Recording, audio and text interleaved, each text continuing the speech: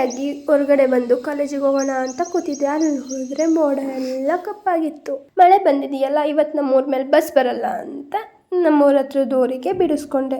ನಮ್ಮಪ್ಪ ಅಂತೂ ಬರೀ ನೀನ್ ಇದೇ ಗೋಳು ಅಂತ ಬೈತು. ಕರ್ಕೋಗೋದು ಕರ್ಕೋಬರೋದು ಅಂತ. ನೋಡಿ ಅಕ್ಕ ನನ್ನ ಕೈನ ಹೆಂಗ್ ಇಟ್ಕೊಂಡ್ ಕರ್ಕೋಗ್ತಿದ್ದಾರೆ ಅಂತ ನಂಗೆ ನಗು ಬಂತು, ಬ್ಲಶ್ ಆಗೋದು. ಇವತ್ತೊಂದು ಇಂಟರ್ನಲ್ಸ್ ಇತ್ತು. ಇಂಟರ್ನಲ್ಸ್ ಮುಗಿಸ್ಕೊಂಡು ಕ್ಲಾಸ್ ಮುಗಿಸ್ಕೊಂಡು ಹೊರಗಡೆ ಬಂದು ನಿಂತಿದ್ವಿ. ಈ ತರ ಮಳೆ ಆದ್ರೆ ಕಾಲೇಜಿಗೆ ಹೆಂಗ್ ಬರೋದು ಅಂತ ಡಿಸ್ಕಷನ್ ಮಾಡ್ತಾ ಇದ್ವಿ.